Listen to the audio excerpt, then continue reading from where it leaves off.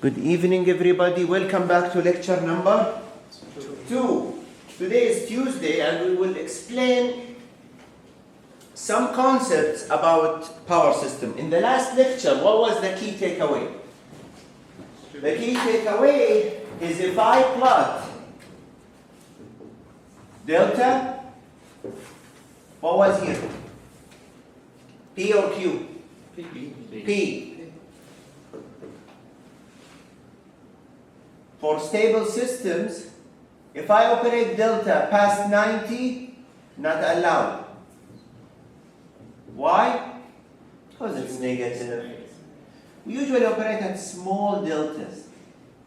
And what we mean by delta is the angle between the two buses in a two-bus system. So as if we swing here, even if we go all the way to 90, we're still stable. So this curve is a stable curve. And this curve would change depending on the impedance of the lines, the loads, the voltage levels of generators, etc. And what do we say here? We say we do power system analysis to assess the stability. And that is the purpose. And it will be probably the first question in the exam. Why we're taking this course.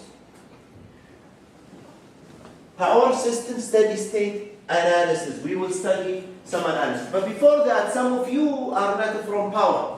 And I feel it's very important for them to know what are the power system. So today we'll go over this lecture quickly. I will highlight some important. My exams are open book. So I'm not going to ask you to memorize equations, your grad students. However, in the exams, you don't need to memorize. Most likely it's an open book, but I have to get the approval at least from the department. Why we use electric energy?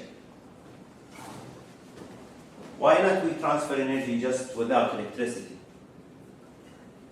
Well, it turned out if you transfer oil from point A to point B, it's more expensive than if you convert it to electricity and transfer it to transmission lines and get it back to mechanical oil. So the burden is, instead of building pipelines that are more expensive, we just extend cables to transfer power. They're efficient, they're economical, and they are what? Flexible. So what are the drawbacks? The main drawback for power systems is storing electricity. Any generation dispatch, if a generator A, or generator B, or generator C generates some real power, it has to be consumed somewhere in the grid. Otherwise, you have to store them. Nowadays, we have energy storage system, and we had to use them because now we have renewable energy. So the main drawback is storing it is expensive and difficult. It is a continuous process. It runs across the clock. The operation is 24/7. And rate of energy delivery, which is the power, is a fundamental concept. We really need to understand why power is important. And the title of the course is Power System Steady State Analysis. We analyze the real power. It's very important to analyze the real power, as well as the reactive power. And it requires coordination. Usually independent system operators or regulators, they regulate which utility produces the most, who can sell to who, in order to make the grid stable. We don't want to have any issues with the grid. So what are the attributes of a good power system? We need to be reliable. There is a course called Power System Reliability. We really need to have economy. It means we release energy from the cheapest generator. This is what we call economic dispatch. We will study it in this course. Sustainability, we would prefer to have renewable energy resources over fossil fuel or coal. These objectives conflict. There is always conflict. When I was doing my PhD, my professor had a theory. It's called conservation of misery. In any engineering application, if you optimize quantity A, quantity B will not be optimized. So that is a problem. We see it in power system. So improving reliability, what's the misery? Cost money. Cheapest form of electricity are not sustainable. It's cheapest to burn oil. than having renewable energy in many aspects. It's not always renewable energy is the cheapest. Sometimes it adds cost by having energy storage, inverters, etc. So here's an example of a physical structure for power system. If in case you did not take them, we usually, this is not a clear figure, but this is the IEEE 14 bus system. We have 1, 2, 3, 4, 5, 6, 7, 8, 9, 10, 11, 12, 13, 14. So what is a bus? A bus is a connection of two transmission lines or more, where there is a load difference between any of them. For example, in this bus we have a generator, we have a load, we have transmission line to another bus, and we have another transmission line to this bus. So let's go back. Multiple sources to connect it to multiple loads. It's just generators, grid, and loads.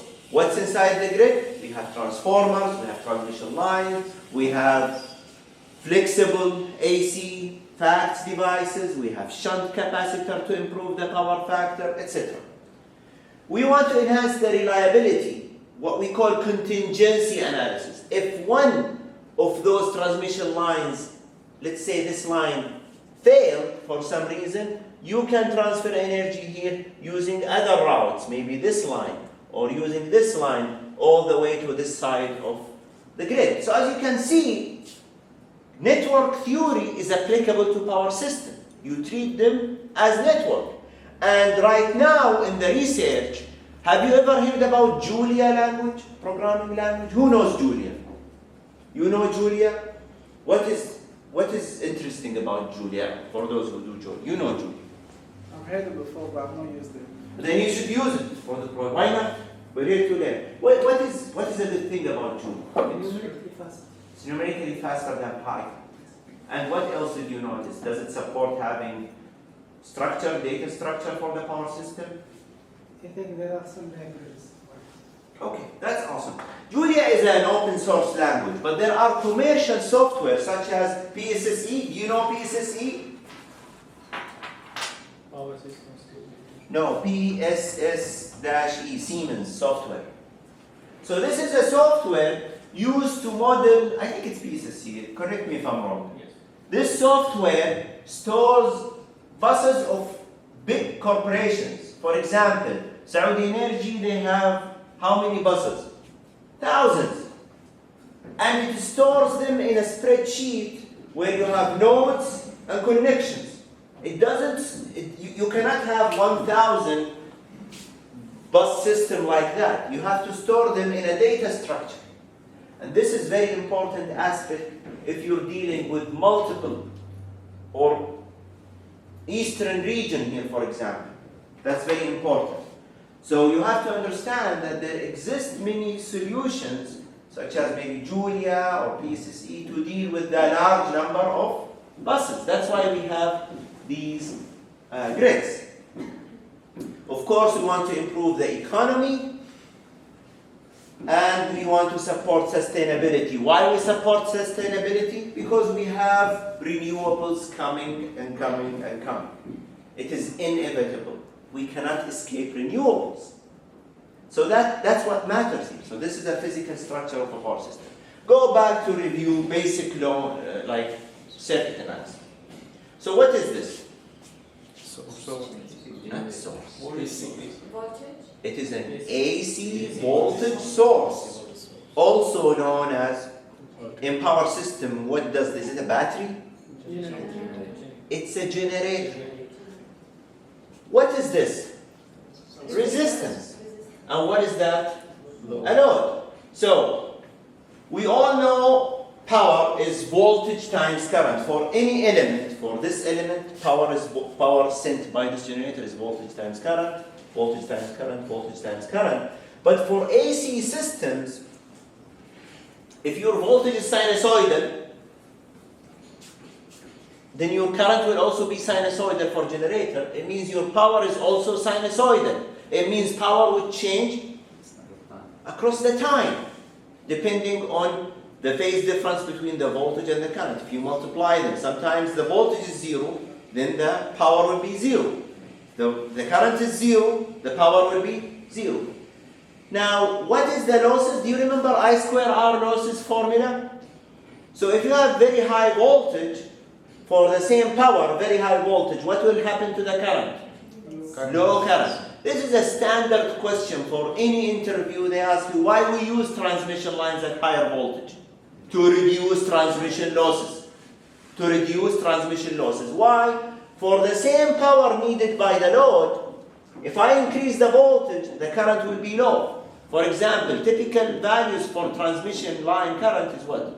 10 amp, 5 amp, sometimes 1 amp for transmission. For distribution, it goes to hundreds of amps. So for transmission, power is I square R, and if you reduce this by 50%, the power will be reduced by what? 50 square. Square of it. Square of it. You reduce the current by half, power would reduce by a quarter of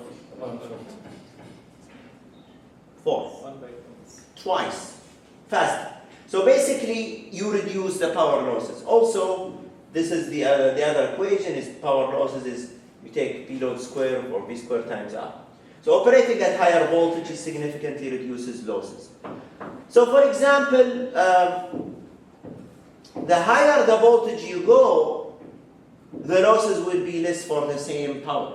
So as you can see, 345 kV, the losses are way smaller than 110 volt.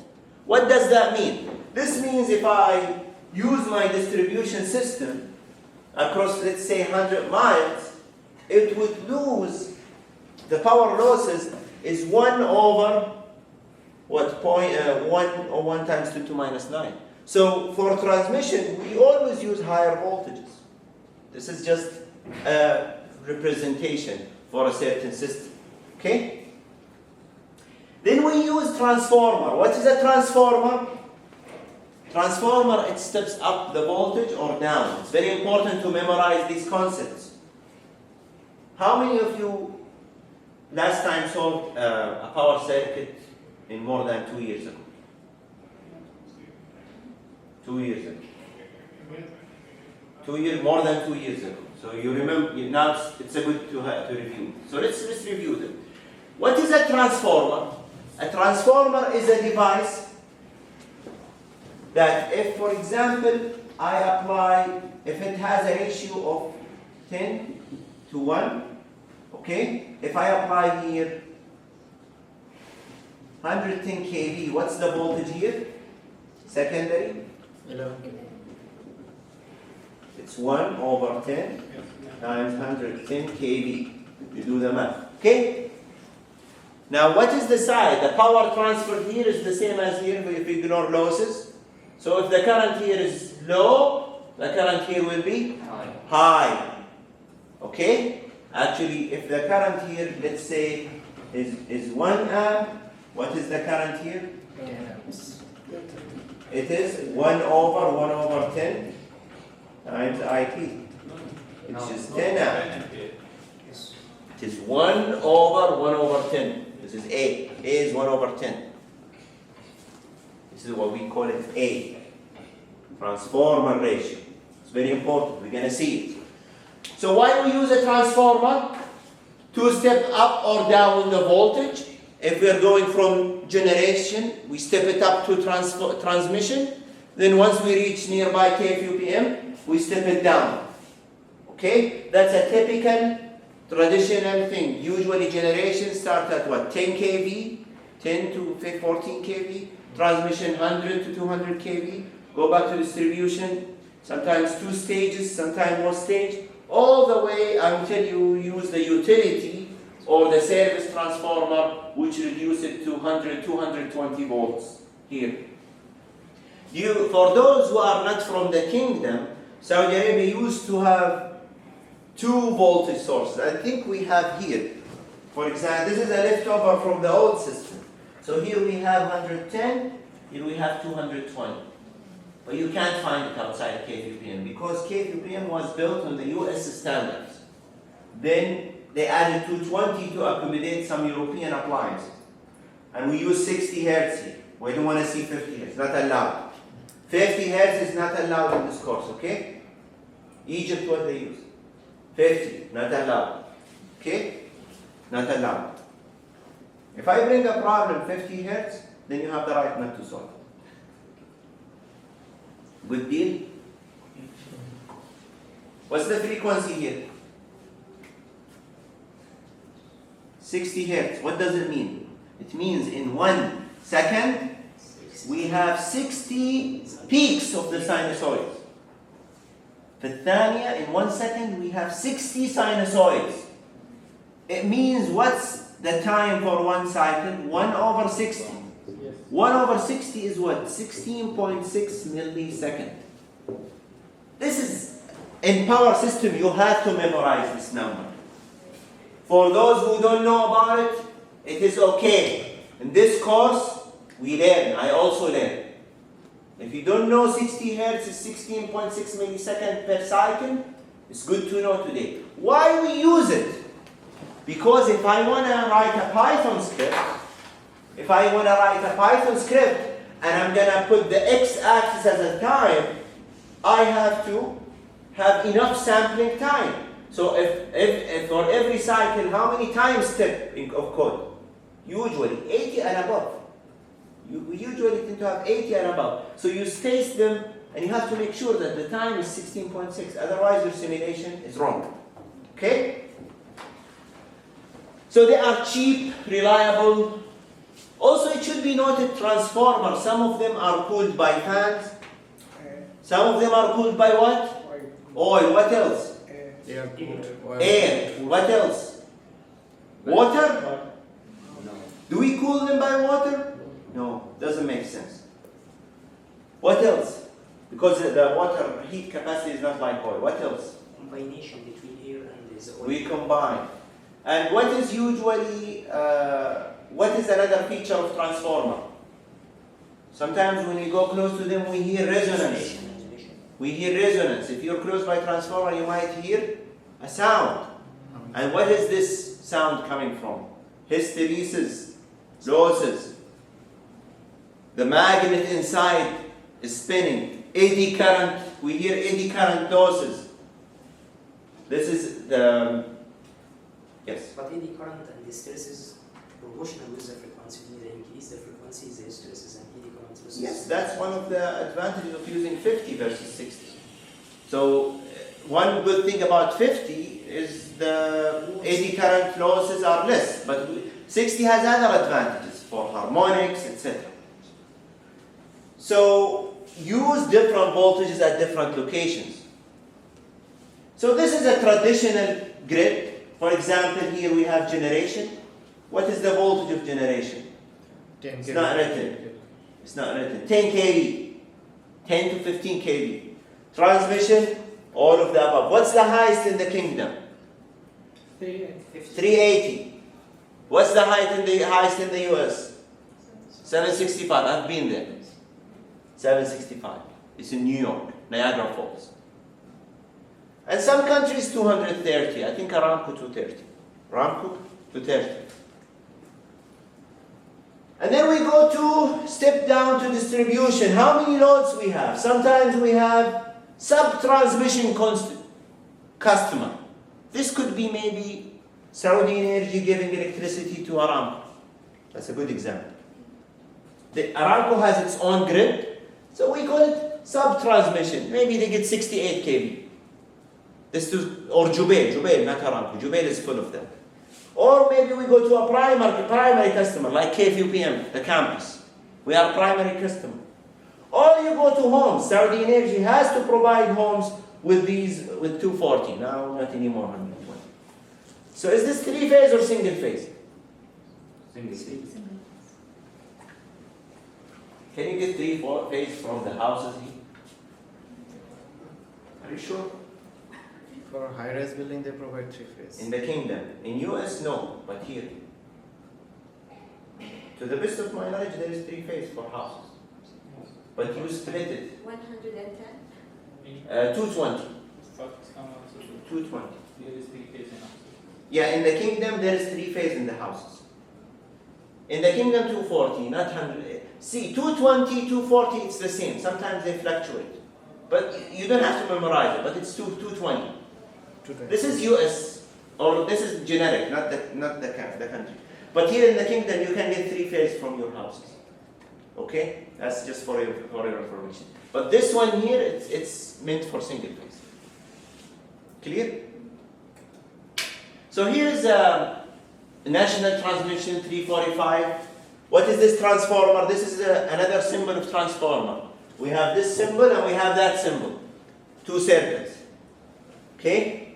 This is step down. What's the ratio? 132 over 345. From secondary to primary. Go from left to right. Go from left to right when you read a circuit. What is that? From 132 to 30, and then have 10 kV, and then all the way to street level distribution. And what is this about? Bus. This is a typical consumer connection. So here, for example, we connect large industrial customer at 132, industrial consumer at 30, large commercial 10 kV, maybe kVpm. This one is the Khobar or the Haran homes. So transmission and distribution network, it should be noted, this is the author of these slides, not me. Okay, that's the author. Feel free to check these slides. But transmission network transmit large amount of power over long distances. But for distribution, limited area. So the length of transmission is in the order of 100 kilometers. 100, 200. But what's the length of distribution? If it's 10 kilometers, then that's good. So distribution has smaller length. This is a mesh network for transmission across the country. It's like stuff. Like network. Think of it as maybe the cities. Every city to city there is a connection. That's the easiest way to visualize. So if I ask you in the exam, draw the kingdom, you have to draw the kingdom. And then here Riyadh, Jeddah, Dammam, Mecca, Medina, Abha, Qasim, Jubail. And then usually transmission lines are connected to the big cities. Riyadh, Jeddah, maybe Riyadh, Jeddah, there is a huge line, Riyadh, Dammam, something like that. That's what we call it mesh. Okay? But for distribution is radial. What does radial mean? It means from the transformer, it extends radially in the neighborhood. It means if your home is close to the transformer, you get good voltage. If your home is far away from transformer, you get bad voltage, easy. Because voltage levels drop across radial distance. Now in power system, they are smart. They put one radial going here, but they bring another radial going here. And then, if these homes have higher demand, they extend another radial. They connect it so that they boost the energy. And instead of relying on one line. This is like a ring connection. What else? Transmission network, they are very reliable. So if you work for a utility and they give you a choice to work on transmission or distribution, where should you work? Transmission. Transmission. Why? Reliable. Because we have less problems. Less power. Less problems. It's clean. It is reliable because of that high voltage and small amount of current. But distribution, it's every home is subject to a failure. If this home, they burn the device, it will impact your grid. But for transmission, it is reliable. So lower reliability for distribution. And it requires advanced protection schemes. A fault here, if it happens, the CEO should know. But if a fault happens in distribution, only the technician, maybe the engineer of the area. You don't need to tell the CEO. So if you work in Egypt for a transmission, you have to tell the CEO. It's a big problem. That's why in the news, if they tell you, for example, a city in, let's say, a city in the US has a blackout. There was a recent blackout here in Saudi in Abha. Do you remember that? It was a big blackout in the southern area. So this appeared in the news. Why? because if a transmission failure happens, it's a bad news, it's a big thing, we lose money. But it's not only that, it means this advanced sophisticated protection failed. If you go to a very small village, you don't need to put advanced protection. If this village lost power, I mean, you can locally fix it. But if a huge transmission line failed, you need helicopters, you need teams, you need to coordinate with the generator, hey, stop generation. It's a big headache. That's why, well, apart from that, professionally, the growth in transmission, if you work for a utility, is usually higher because the projects here are more expensive. There's more allocated budget for transmission. This is not only that, we also have centralized generation versus distribution generation. So centralized generation, it means the whole eastern province maybe relies on one generator. So conventional, we have coal, gas. Do we have coal in Saudi? No. Do you have coal in your country? Nigeria. Do you have coal plants? Yeah. And how about you? You have coal? Yes. US has coal. Do you have coal? Pakistan, do you have coal? Well, what else? Palestine, do you have coal? Some coal, some gas. You have coal. Yeah, here we don't have coal. Hydro, do we have hydro here? No. Pakistan, do you have hydro? Yes. You have hydro. Nuclear? I don't think so. Do you have nuclear power plant? Okay. Here we don't have it. Renewable, do we have wind farm? Yes. Where? I told you. SCADA, a job. Memorize it, okay? Solar, do we have solar? Yes. Yes, we have. In the eastern part here in Dhahran, there is one in Aramco. There is many solar. Connected to transmission network. Distributed generation. This is what we call nowadays, the customer is putting a PV panels or a small grid, microgrid, small. Or now we have EVs, EV chargers, uninterruptible power supplies. So nowadays we started to have a new contribution from small utilities, etc. What about high voltage DC? Is there a high voltage DC? Yes. No, in here, no. I think we have a little bit connection between Bahrain and Saudi that is DC. So there is DC. But it's not huge. So what is the problem with DC? It requires power electronics. Why? To convert from DC to AC. Are you familiar with DC and AC? DC is direct current. AC is alternating. Alternating, sinusoidal. Voltage is sinusoidal. DC, it means it's fixed over time. So to convert from DC to AC, what do you need?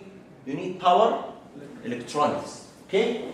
Convert high voltage into voltage DC. So you have AC from generator.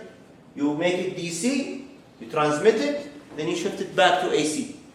So the beginning and the end AC, but transmission is what? DC. This is what we call HVDC, high voltage DC. And these inverters or power electronics, they are very expensive. That's the problem. And requires engineering work. So sometimes it's justified, like in China, for example, a lot of power must be transmitted over very long distances. Two power systems operating at different frequencies. Here in the kingdom, and we have Bahrain nearby, we have 50 Hertz in Bahrain, 60 Hertz in the kingdom. So we have convergence station. So basically the way it works, yes please. So it needs synchronization. There is synchronization. There is what we call a GCC, Rabt al-Khalij, GCC interconnection. It is responsible to coordinate the power flow from Saudi Arabia to the rest of GCC. All the GCC is 50 Hertz, except the kingdom. Now, what I want you to know is about, is if you have underground or under the sea, you use HVDC. So the difference between AC and DC, AC is sine, DC is constant. That's the only difference. So here's, what about the use of IT or cyber? Now we have control systems. SCADA, for example. Are you familiar with SCADA? SCADA system. We have in power system we have what we call PMUs, phasor measurement units. We have merging units. We have fault recorders. We have servers to store data. As a matter, we have GPS clocks to synchronize the grid and make sure the time is captured properly. And this is what we're going to try, hopefully, to cover some aspect of this course. We have a relay. What's a relay? A relay is a device for protection, for power system protection. If there is a fault, a relay would do some diagnosis, and then what will happen? The relay will tell the breaker to open, isolate this device. There is a course. Who's taking power system protection? Next semester. So I think Dr. Suhail Sheikh, you ready. Is it, doctor, is it the ESD like an example? Emergency shutdown systems, they are for process, but it is similar effect. If there is, it is same function. Will shut down It will shut down, not shut down, it will, for example, if you have a transformer that has a failure, the breaker here will open. So it will isolate it. It will isolate it from electricity. Okay? We have meters everywhere. This building has meter. We have communication network, IT, IP, MAC, addresses. We have computers. We have control center. Now, for electric utility, the best way to describe utilities is most of the world, it's a regulated monopoly. That's the best way.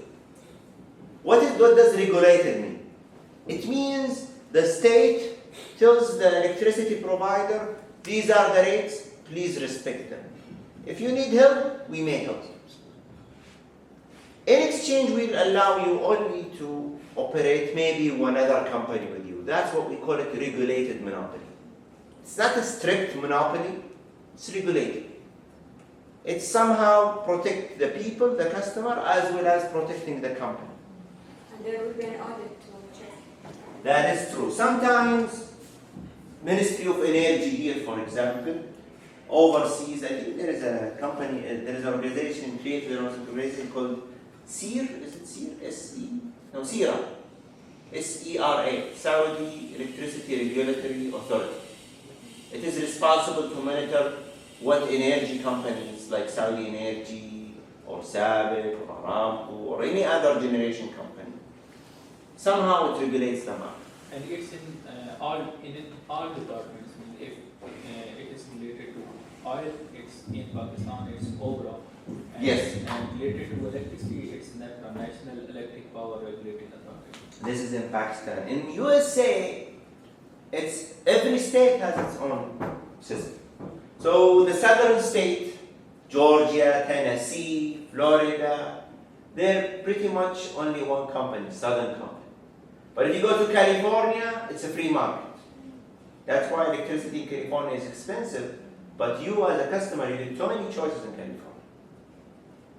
But if you go to the northeast, you get those independent system operators where they control the bulk power, but they allow more companies to operate, which is more in between. We'll talk about it.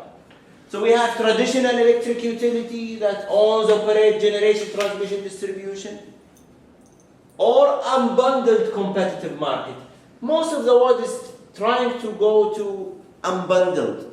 For example, Saudi Energy used to be one company for generation, transmission, distribution. Now, generation has a company. Transmission, we have what we call the national grid. Distribution is also a company, and there is Saudi Energy that governs it all. Has monopoly for sale of electricity, but these one remain regulated monopolies. Now the shift is go from strict monopoly to regulated monopoly. That's, many experts think this is the best to maintain the market. Vertically integrated monopoly from the cars all the way to the CO, vertically, all the way to generation. Investor-owned utilities are regulated by government body. Here, location consumer electricity form their local distribution utility, but the bulk power plant is still controlled by what we call ISOs, independent system operator. Do you know ISOs? So homeowner, list all the ISOs in the USA. No, for you. It's not a homework, it's exercise because you have to learn. So read about independent system operator. Another name of it is what? R? Regulated what? R?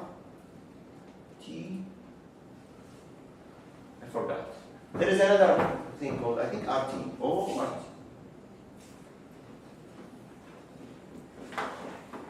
Let me check it.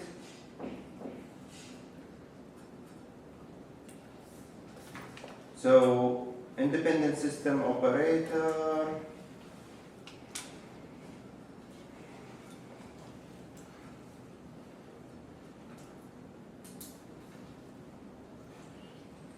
In Pakistan, it's National Power Control Center.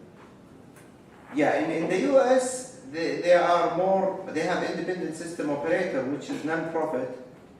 But what's the other name? Now it's changed to ISMO, ISM, Independent System Market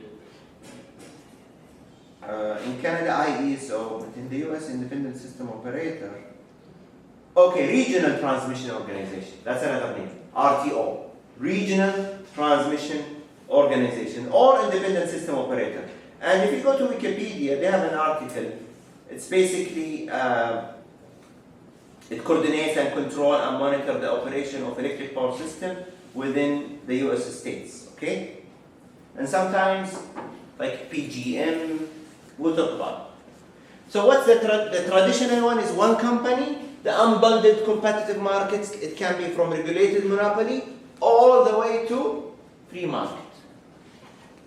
Historical evolution, so local generation supplying by local customers, economic and reliability benefits. This was in the era of building power grids, but nowadays most of the world has sophisticated power grid. So in the 1930s, there was large scale rural electrification. In the 60s, development of continent scale interconnection. Nowadays, we started to have interconnection between maybe Europe and Asia, Africa and Asia, Asia and Europe, North America and South America. Why? Because it might be cheaper to buy from a nearby country than using your own resources. For example, the kingdom here has agreements. One of them was with Egypt. So Egypt and the kingdom, they have agreement. So look at the US. How many interconnections in the US? This is United States, this is Canada. So in Texas, we have Texas interconnection. In the east, we have the Eastern interconnection. It covers all the US and some of Canada. Here we have Quebec interconnection. This is the French side of Canada. Then you have Alaska interconnection. Here is big cities like Seattle. I'm sorry. This is with Alaska and a little bit of Canada. They have their own interconnection. But one, the blue, the green, those three are the main ones. Those are Canadian nearly.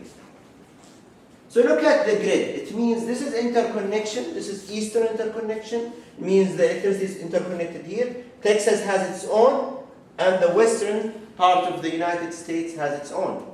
This is interconnection of continental Europe. This is how it looks like. Here we have the same US connection. We have Brazil. We have Chile and Argentina. Here, some information. If it's gray, the information is not available. Russia, huge. Scandinavian countries, all of them in one interconnection. UK and Ireland, they're different. So go back to the US. Best renewable resources now for renewable energy. So this is a good map. Here we have ERCOT SEAM. Here the time zone. So here we have solar. Here near the Niagara Falls we have hydro. Here we have solar. In the green here we have wind. This is a text written on it. This is proposed European supergrid. This is by 2050. You can see 1, 2, 3, 4. This is proposed. Residential and commercial solar generation, now we have homes. And we have what we call the microgrid. Well, microgrid is the smart grid. Microgrid controller has battery, critical loads, utility provider. Microgrid can operate in island mode to isolate it. Solar panels, wind generators. So that's a pretty much introduction. Any question about chapter 1? Now, how are we going to ask these questions? Just understand, okay? Now, how many minutes here? It's still live. 30 minutes. Minute I cannot see. It is 40, so we need to stop. Okay, so we finished chapter 1. We took a little break. Now we will talk about electrical loads and demand for electricity. So again, this is the voltage source. We might have load 1, load 2, up until the nth load. Loads are usually connected in parallel within the house. Classrooms, every classroom is a load. Across the power system, maybe if you go the village 1, village 2, village 3. If the supply voltage remains relatively constant, we can keep adding loads. But what did I tell you about radial operation? The further homes would struggle. So we need to boost the load somehow in the middle. Get it? Does it make sense? If I'm a generator and I have transmission line, houses closer to the generator, they would have higher voltage. But because of losses, voltage would drop. So quantifying loads. What is the unit of loads? Power. Starting from a light bulb, 5, 9, to lamps, to heaters, AC, electric shower. I don't know what's electric shower. Water heaters, industrial chillers.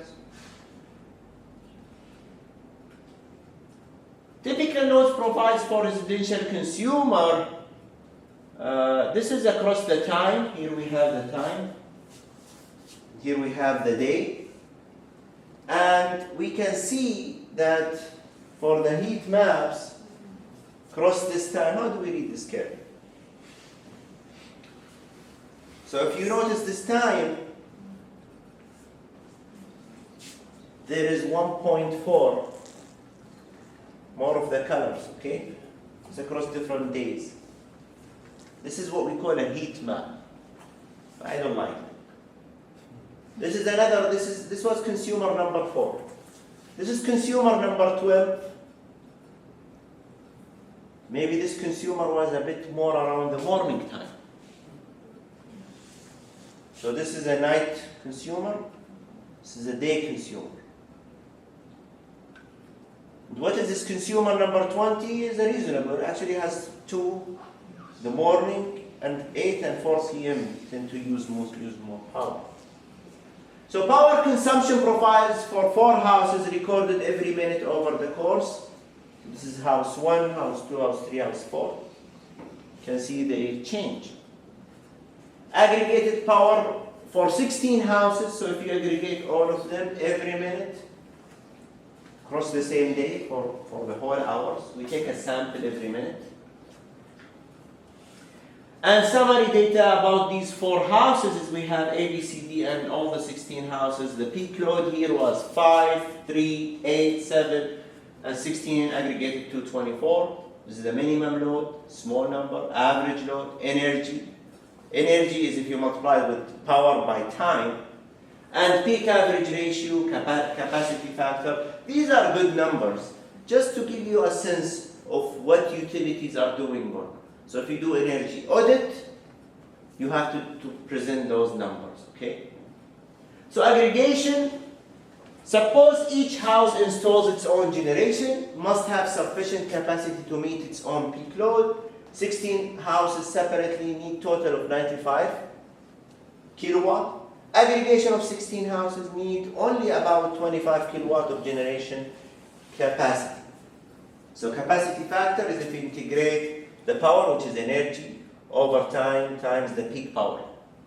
That's a quick equation. Aggregation allows us to take advantage of the diversity in the demand. Basically not all the houses use the peak power at the same time. So if you aggregate the power, similar to this, you can get a better understanding that this time and this time I need to generate more power. And you can see here it's only 25. But if you don't aggregate them, if you go to the table, if you don't aggregate them, you have to have, Different peak time. if you have different times, if you don't aggregate them, if you collect peak of each one of them, you will have 95. You don't need 95, you need 25. This is a commercial consumer, this is for education part. Kids go to school at 7, they leave at 6 p.m. No, not 6 p.m. Yeah, because the staff comes and clean. They leave at 3 p.m.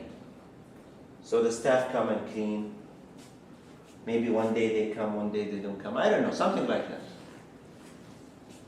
This is retail, when the mall is on during operating hours.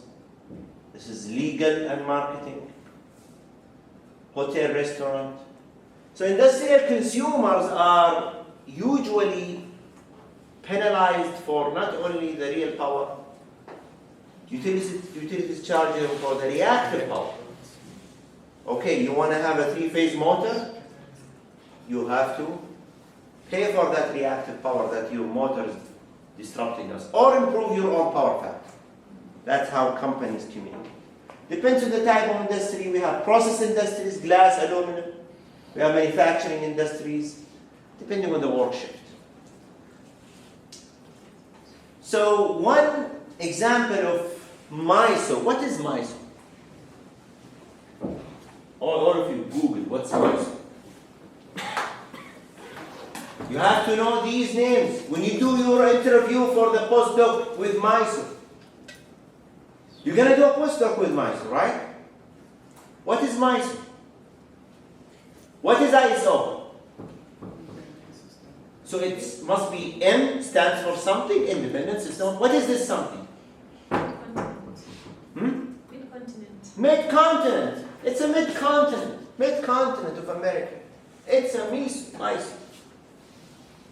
So it has 42 million consumers, roughly around 1/6 of the US population. US is 300 million. Nigeria, how many? 300? 200 now? 230. 230. So you're soon gonna beat US in terms of population. So that's a huge number. Now aggregated load profile for MISO, they recorded every how many minutes? 5 minutes. So we need these data, we need this information. As you can see, the peak load is at hour 4 p.m. Aggregate. So peak load is 104, average load is 85, peak to average, divide these two numbers, 121. I'm not going to ask you what is the peak load for MISO in the exam. We will agree about the exam. Memorization is not a thing in this course. You have to understand.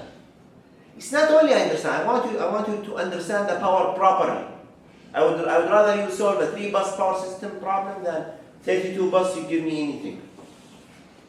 Short-term effects on load profile, we have astronomical factor, time of the day of the week, time of the year, holidays versus work days, weather, cloud versus hot, special events, World Cup, final. We expect the power to go high because everybody is watching TV. Effect of temperature, that's a curve. You know when you do PhD, if you make one curve blue, one curve red, your paper looks good. Okay? So never have curves that are not curved. If you have this, your paper will be accepted. Just a joke. But you have to learn how to do these curves. It's a must in your homework project. What is here? Here we have average load, peak load, compare them. And here, what's the x-axis? Mean exposure. Okay? What is the y-axis? Load relative at 15 degrees. So here, changes in the average and peak load as a function of average daily temperature for ERCOT. Where is ERCOT? This is ERCOT. Where is ERCOT? Texas. Where is PGM? What is PGM?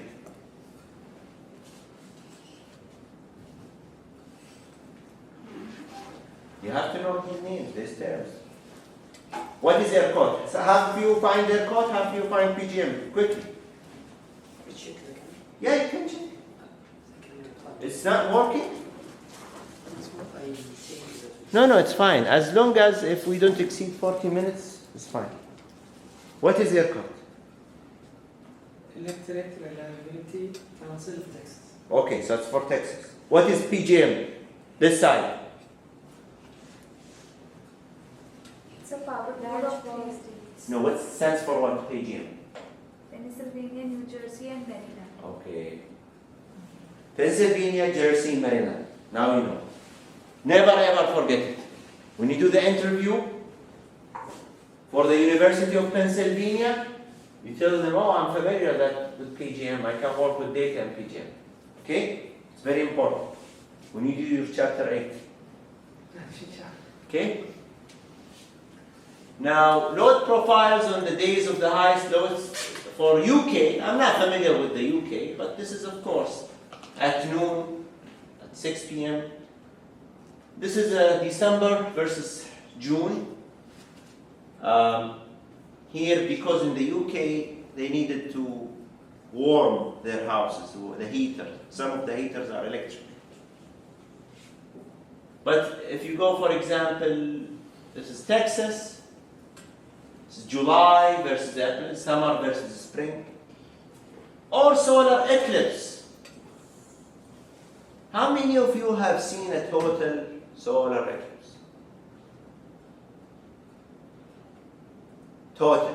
Totality. Where? In my country, in India itself. So was it like this? 100%? Path of totality? Yes, it was like dark, it went dark. Is it path of totality? I don't know. So next year, I want all of you to go to Jeddah. There will be a total solar eclipse. Okay? You have to go through path of totality, 100% coverage. We were engineers. It's 99, it's not worth it. At totality, the demand, effect of total solar eclipse on demand in the 1999 Great Britain dropped from 35 kilo to 33 because everybody left home during totality. It's not the AC who does it. Everybody left to see. So there are events like total solar eclipse. Not only that, totality would impact your PV generation. Brazil. I don't know what happened here. This is the game. Long-term effects on the demand. Consumption of electric energy closely linked to economic activity. The more economic activity, the more.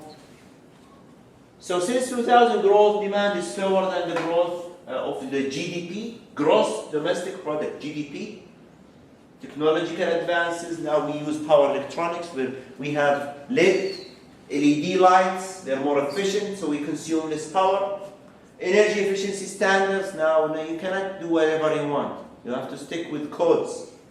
Structural shift in the economy. Now there is less manufacturing in some areas.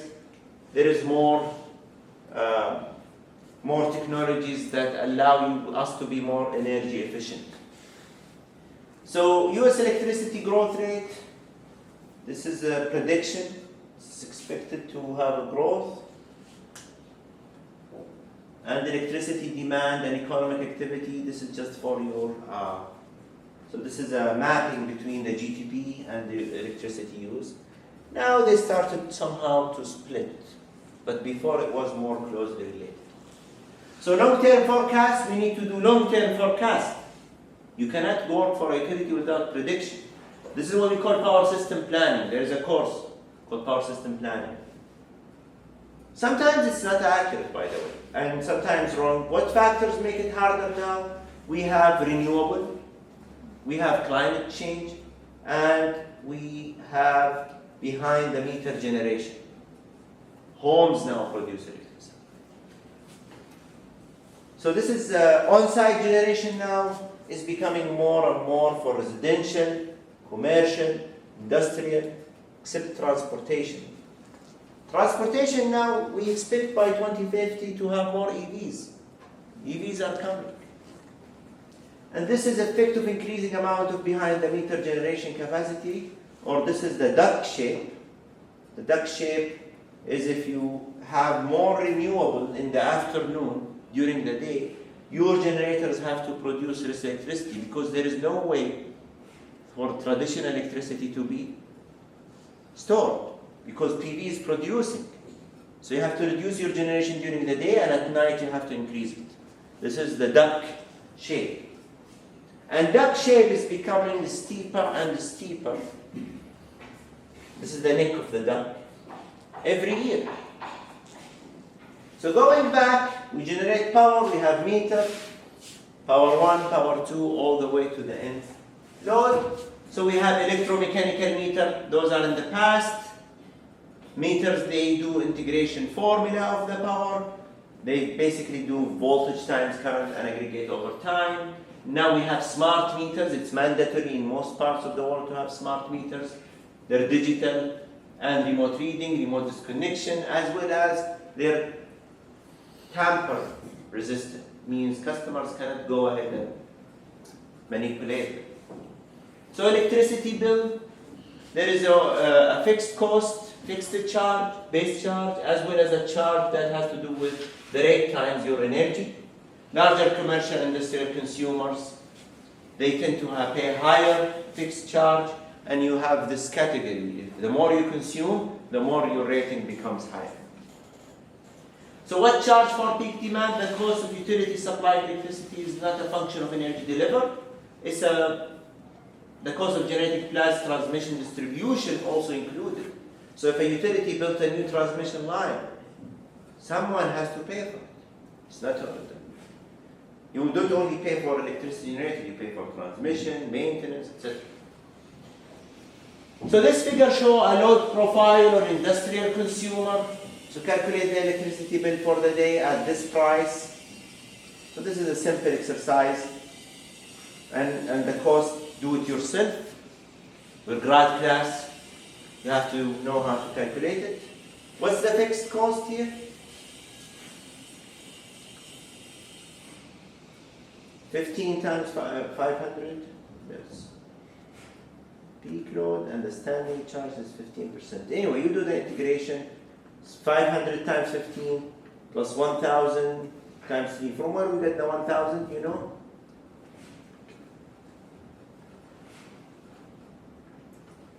Try to do it. Let me know if you can do it. I think there is a missing y-axis. I'll fix the slides. So demand side flexibility. Now, sometimes we tell the customer to please in the summer turn off your ACs. Only have 1 or 2, not the 7 ACs. That's basically demand. Okay? And time of use tariff discourage consumption. At noon, they make the tariff high than evening. So what are the outages?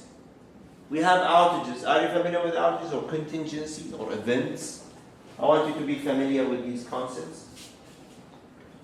For local outages, we have equipment failure, accidents, animals, snakes, for example, or squirrels, earthquakes, hurricanes, wide area outages, blackouts, those are in the news. Usually instability of the system, a failure of generators, or wars, economic losses.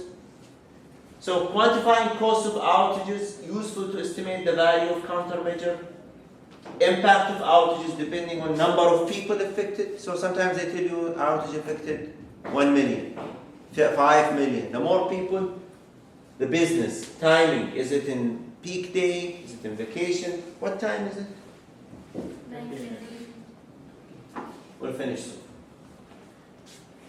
So value of lost load, estimating using surveys how much you'd be willing to pay to avoid unexpected outage, amount of money that the average consumer would be willing to pay. And now what's a good, if you don't want to have an outage, what should you have?